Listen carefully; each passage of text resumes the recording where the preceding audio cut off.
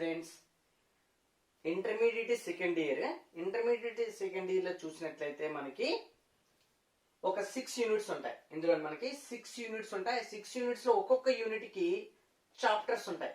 1, 2, 3 కదా చాప్టర్స్ ఉంటాయి మొత్తం.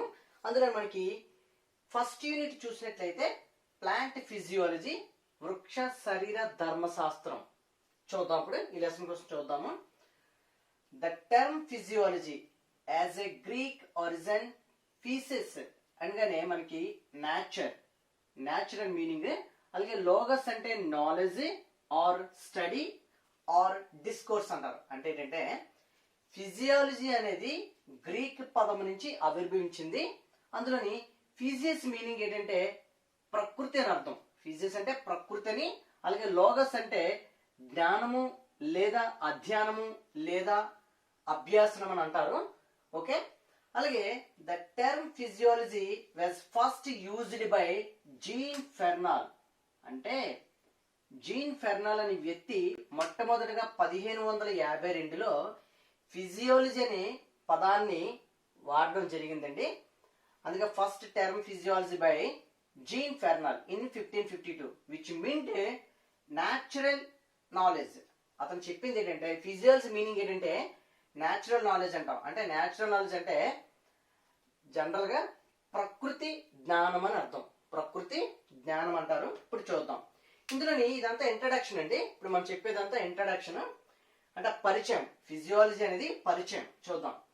Phyto physiology. The phyto physiology అంటే ఫైటో మీనింగ్ ప్లాంట్స్ అని అర్థం. ఫైటో అంటే ప్లాంట్స్. అందుకే మనం ప్లాంట్ ఫిజియాలజీ లేదా ఫైటో ఫిజియాలజీ అంటారు. అంటే ఏంటంటే వృక్ష శరీర ధర్మశాస్త్రం. ఫైటో అంటే వృక్షాలని అర్థం. చూద్దాం. With the various functions or life process of growth, reproduction and responses, various metabolic activities of plants. అంటే ఫైటోఫిజియాలజీ అంటే ఏంటంటే మొక్కలలోని అంటే వృక్ష శరీర ధర్మశాస్త్రంలోని కొన్ని ప్రక్రియలు జరుగుతుంటాయి. అందులో ఫస్ట్ వన్ ఏంటంటే గ్రోత్ అంటే పెరుగుదల, అండ్ రిప్రొడక్షన్ ప్రత్యుత్పత్తి, అండ్ రెస్పాన్సెస్ స్పందన, and various metabolic activities of plants మొక్కలలో జరిగే రసాయనిక చర్యలు, జీవక్రియలు అంటాం. ఇతర జీవక్రియలు జరుగుతూ ఉంటాయి మొక్కలోనే. అందుకే మనం various metabolic activities of plants. Okay, this life process of plant can broadly classified into biophysical and biochemical. మొక్కలలో జరిగే 2 పద్ధతులు జరుగుతాయి. ప్రక్రియలు అనేది 2 రకాలుగా జరుగుతాయి. అవి ఏంటంటే బయోఫిజికల్ అండ్ బయోకెమికల్. అంటే జీవ భౌతిక దృగ్విషయాలు లేదా బయోకెమికల్స్ అంటే జీవ రసాయన చర్యలు అంటాం. రియాక్షన్స్ చర్యలు అన్నమాట. ఇవి జరుగుతూ ఉంటాయి. అలాగే plant physiology is to study, analyse, simplify the various functions like the absorption and transport of water, minerals, ions, loss of water vapor from aerial plant pots, and assimilating food from surroundings, storage, release of energy, utilization of nitrates, synthesis of amino acids and proteins, growth, correlation and movements and respiration and photosynthesis. ఈ process అనేవి ఫిజియాలజీలోకి వస్తాయి. ఇవే జరుగుతాయి. Internal and external activities అనేవి ఇందులో జరుగుతుంటాయి. చూద్దాం. అంటే ప్లాంట్ ఫిజియాలజీ వృక్ష శరీర ధర్మశాస్త్రంలోని కొన్ని జరిగే ఫంక్షన్స్ అన్నమాట. అంటే ప్రక్రియలు లేదా అంశాలు. ఎలాంటి అబ్జర్ప్షన్ అన్నాడు. అంటే అబ్జర్ప్షన్ అంటే నీటి శోషణ, మొక్కలలో నీటి శోషణ ఒకటి. అలాగే transport of water and minerals, ions. ఉన్నతమైన మొక్కలలోని ట్రాన్స్పోర్ట్ ఆఫ్ వాటర్ అంటే వాటర్ అనే నీరు శోషణ జరగడం, అండ్ మినరల్ ions అంటే ఖనిజ లవణాలు. అలాగే లాస్ ఆఫ్ వాటర్ వైపర్ అంటే వాయుగత మొక్కలలో అంటే మొక్కల్లో వాయుగత రూపంలో నీటి ఆవిరి రూపంలో కోల్పోవడాన్ని మనం ఏంటంటే water vapour from aerial plant parts అంటాం. This called is a transpiration, బాష్పోషికం అంటాం. అలాగే assimilating food from surroundings, storage and release అంటే ఆహార పదార్థాల సంశ్లేషణ లేదా నిల్వ ఆహార పదార్థాలు అంటే ఆహార పదార్థాలు నిల్వ చేయడం కూడా జరుగుతూ ఉంటుంది. అలాగే of energy, utilization of nitrates అంటే నైట్రేట్లు సరఫరా జరగడం. అంటే నైట్రేట్స్ అంటే పొటాషియం, అలాగే నైట్రేట్స్, అలాగే సల్ఫర్, ఇవన్నీ కూడా మొక్కలు ఏం చేస్తే శోషించబడుతుంటాయి. అలాగే synthesis of amino acids, amino ఆమ్లాలు, అండ్ ప్రోటీన్స్ అంటే సంశ్లేషణ, ప్రోటీన్ సంశ్లేషణ, and growth, correlation and movement పెరుగుదల, అండ్ చలనాలు. Plant physiology covers the following functional aspects. అంటే వృక్ష శరీర ధర్మశాస్త్రంలో కొన్ని క్రియాత్మక అంశాలు చూద్దాం ఏంటనేది. అందులో first one biophysical aspects and biochemical aspects and metabolism and growth development aspects ఇందులో చూద్దాం.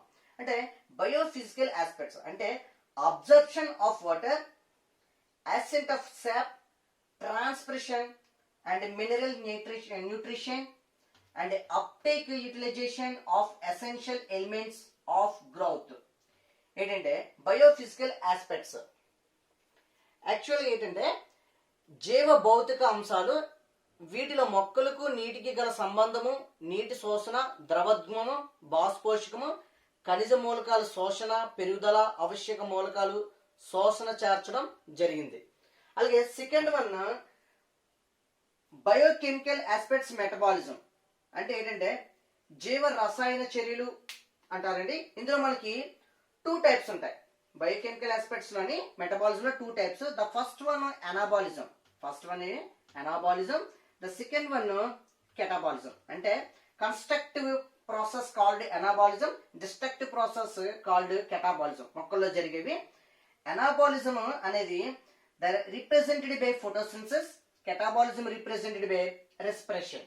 అంటే ఏంటంటే అనాబాలిజం ఈజ్ ఏ నిర్మాణాత్మక ప్రక్రియ అంటాము.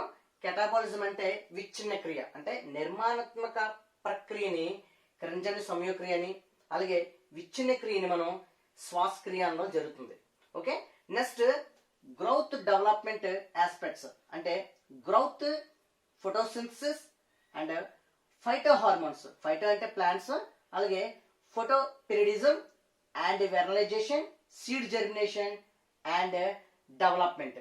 గ్రోత్ జనరల్ గా అభివృద్ధి లేదా డెవలప్మెంట్, అలాగే ఫోటోసింథసిస్ కిరణజన్య సంయోక్రియ, ఫైటో హార్మోన్స్ అలాగే మొక్కల యొక్క హార్మోన్లు, అలాగే photoperiodism and vernalization, seed germination విత్తన అంకురణ అండ్ డెవలప్మెంట్.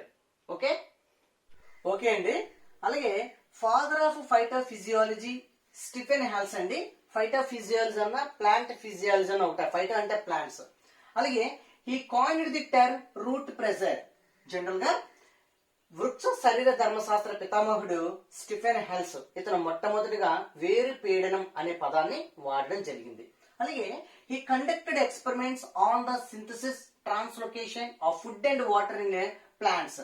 మొక్కలలో జరిగే ఆహార పదార్థాల సంశ్లేషణ మరియు స్థానాంతరణ మరియు నీటి స్థానాంతరణ వాటిపై ప్రయోగాలు జరపడం జరిగింది స్టీఫెన్ హెల్స్. అలాగే he was the first person to measure blood pressure. రక్తపోటును మొట్టమొదటిగా కొలిచిన వ్యక్తి కూడా స్టీఫెన్ హెల్స్ అండి. అలాగే father of Indian plant physiology sir J C Bose. భారతీయ వృక్ష శరీర ధర్మశాస్త్ర పితామహుడు సర్ జగదీష్ చంద్ర బోస్ అండి.